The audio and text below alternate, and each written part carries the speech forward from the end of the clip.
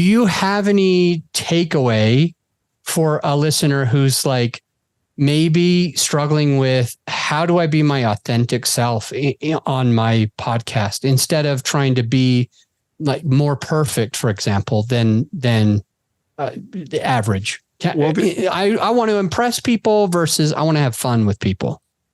The way I think we all kind of take it is the way we are on the air, I think, is the way we are in real life. I don't think any of the four of us are putting up a brave front. Like I've heard stories of Howard Stern is one way on the air and then he's an introvert on the outside. I don't think that's the way we are. I think what you see and what you hear is what you get. And that works to our positive and at times to our detriment because you get to hear all our warts and all. Another thing that we do that we've started doing in the last year or so is at the end of the episode, we give them the outtakes. They hear where we messed up or they hear the pre-show ramble that they always used to say, what do you guys talk about before? You know, we give it to them.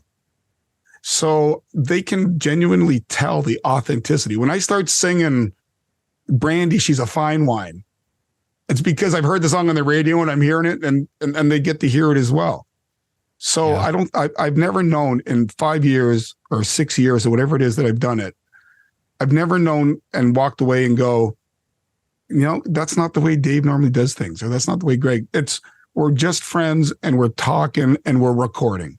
Sometimes we don't even realize we're recording. Dave once recorded while he was in the washroom. Didn't realize the recording was on. Oh, that's funny. So we are as authentic as you can get in terms of our personalities and what's presented to us. Yeah. So how do you not hold back? Let's just say like some people cuss, but they don't think they should cuss on their podcast, or some people have humor, toilet humor, but they don't want to offend anyone, or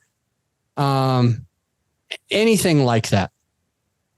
What do we need to do to avoid being someone that we're not, like holding back, trying to impress? Is there anything else that you could share about cussing or toilet humor that you guys do on your show? I can tell you the approach I take, and I'm pretty sure it's the same approach that the other boys take in Pearl.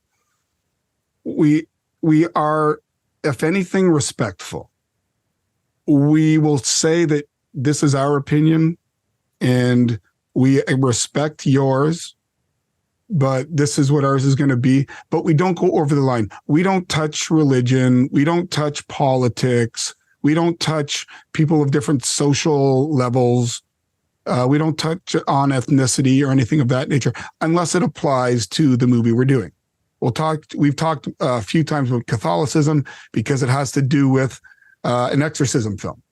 Or we might touch upon politics if it's within the storyline of the film. We don't care if you're left-wing, right-wing, centrist.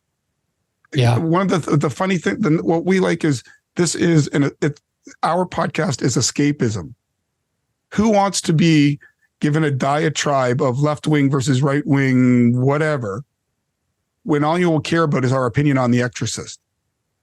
Yeah. So we're respectful. We want different opinions, and we'll even take little jabs at each other, but they know that it's all in good fun. Like Dave will say to me, I know I'm a big fan of that streaming service, Tubi. I don't know if you've heard of Tubi. Mm-hmm. It's a free movie streaming service. And I'm always a big advocate of it. Some of the others are not. They'll say, Bill, blah, blah, blah, blah, blah. But they'll say, at the end of the day, I respect what you like. And yeah, you know what? A couple good movies on there. So we will take women, men, different ethnicities. We have listeners in New Zealand. We have listeners in Germany who will call in and they feel safe and comfortable. Yeah. And so that's cool. That's the kind of environment we try to foster.